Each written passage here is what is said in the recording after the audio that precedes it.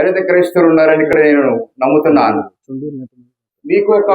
మీకు మనకి ఒక అపోహ ఉంది, అది మీకు స్పష్టంగా చెప్పాలని నేను మనవి చేస్తున్నాను. ఈ రోజు కనుక ఒక 4 పాస్టర్లు కనుక వచ్చాడు స్వార్థ కూటమి పెడితే మహిళలందరూ ఆడే కూర్చుంటారు. మరి ఇప్పుడు ఈ మీటింగ్ లో ఇది మాకు కాదు, మా పిల్లలకు కాదు అనుకుంటున్నారేమో. మరి ఎవరో మహాతరులు కూర్చొని మీ అందరికి చేతులు జోడించి మీకు కృతజ్ఞతలు తెలియజేస్తున్నానమ్మా.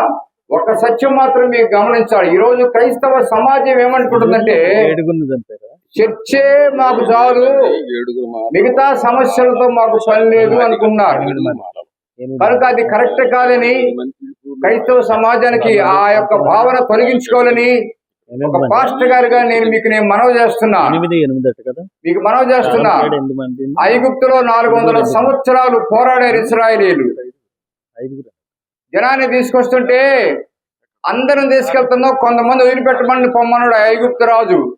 తెలుసా మోషే ఏమన్నాడు? నా ప్రజల్ని కాదు కదా, మా కోడి పెట్ల ఈకల్లో ఉన్న ఒక్క ఈకను కూడా ఇక్కడ వదిలిపెట్టినాడు. దేవునికి స్తోత్రం చెప్తాం. ప్రజల్ని కాదు, కోడి పెట్టలలో ఒక్క ఈకను కూడా మీ ఐగుప్తులో విడిచిపెట్టి నేను మొత్తాన్ని నేను వాగ్దాన భూమికి తీసుకెళ్తాను.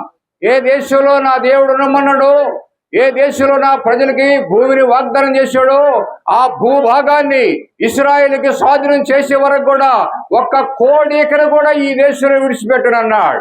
జ్ఞాపకం ఉందా మీకు? అది మీకు సత్యం వల్ల మనం చేస్తున్నాను. భూమి అనేది దేవుడు ఇచ్చింది, అది వాగ్దాన భూమి. అది కనాను దేశాన్ని ఇశ్రాయేలుకి దేవుడు వాగ్దానం ఇచ్చాడు. ఈ రోజు ఇశ్రాయేలు ప్రపంచాన్ని ఎదురు తిరిగి ఆ భూమి కోసమే పోరాడుతుంది, ఆ భూమి కోసమే ఆరాటపడుతుంది, ఆ భూమి కోసమే ప్రాణాలు తెగిస్తుంది, ఆ భూమి కోసమే అనేక మంది చనిపోతున్నారు. అంగుళం కూడా వాగ్దాన భూమిని విడిచిపెట్టమని ఇశ్రాయేలీయులు ఈ ప్రపంచం మీద ఎదురు తిరుగుతున్నారు. కనుక క్రైస్తవులారా, క్రైస్తవ సమాజమా, మీకు నేను మనవి చేస్తున్నాను. భూమి అనేది దేవుడు వాగ్దానం చేసిన భూమి, అది దేవుని పిల్లలకు వాగ్దానం చేసి ఇచ్చిన భూమి. అది కనుక ఈ ఉద్యమము, ఇది ఉద్యమము, ఇదేదో రాజకీయ ఉద్యమమో లేకపోతే బహుజన సమాజ్ పార్టీ ఉద్యమం అనుకోబాకండి. ఇది భూమికి సంబంధించింది.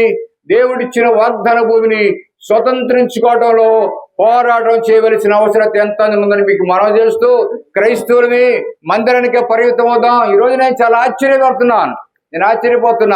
ఇక్కడ కూర్చున్నావా, వేదిక మీద కూర్చున్న నాయకులు దళిత క్రైస్తవులైన ఈ పాలెం కొరకు, భూమి కొరకు ఇంత త్యాగం చేసి ఇక్కడికి వచ్చి కూర్చున్నారు. మరి ఏమైపోతున్నారు మిగతా వాళ్ళు ఏం అర్థం కావట్లేదు. క్రైస్తవ సమాజకున్న ఆ అపోహ తొలగించుకోవాలి.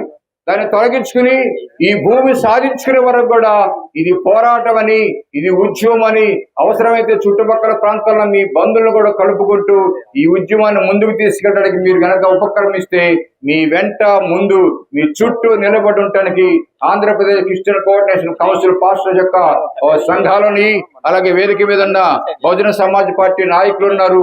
తప్పనిసరిగా విజయము మనదే, విజయం మనదే. అబ్దుల్ కలాం గారు ఒక మాట అన్నాడు, 3 విషయాలు చెప్పాడు. ఒకటి నేనే గెలుస్తాను, రెండోది నేనే బెస్ట్ అన్నాడు. మూడో అన్నాడు దేవుడు నాకు తోడుకున్నాడు, నేను ఓడిపోనన్న నిశ్చయిత దేవుని ప్రజలకు ఉండాలి.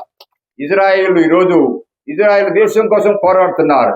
ఇదిగో ఎడవల్లి గ్రామస్తులు ఈ భూమిని, ఇందాక పెద్దలు చెప్పారు, ఈ భూమిని నీకు నాకు కాదండి, మన ముందున్న పిల్లల కోసం, వాళ్ళు రేపు ప్రశ్నించకుండా, వాళ్ళు ఈ రోజు ఊరుని పెట్టి రేపు వెళ్ళిపోకుండా వాళ్ళ కోసం పోరాడదాం, వాళ్ళ కోసం నిలబడదాం. మేము బహుజన సమాజ్ పార్టీ తరఫున ఆంధ్ర క్రిస్టియన్ కోఆర్డినేషన్ కౌన్సిల్ తరఫున పాస్టర్స్ మేమందరం కూడా మీతో ఉంటామని అభయమిస్తూ మాటిస్తూ మీరందరూ ముందుకు సాగుతూ ఈ భూ పోరాటంలో ఎక్కడ అలిసిపోని పోరాటం చేస్తారని, క్రైస్తవులు మాకు ఏ పోరాటం వద్దని ఆ యొక్క భావన తొలగించుకుంటారని మనవి చేస్తూ నా మాటలు ముగిస్తూ సమయం ఇచ్చిన పెద్దలకు కృతజ్ఞతలు తెలియజేస్తున్నాను.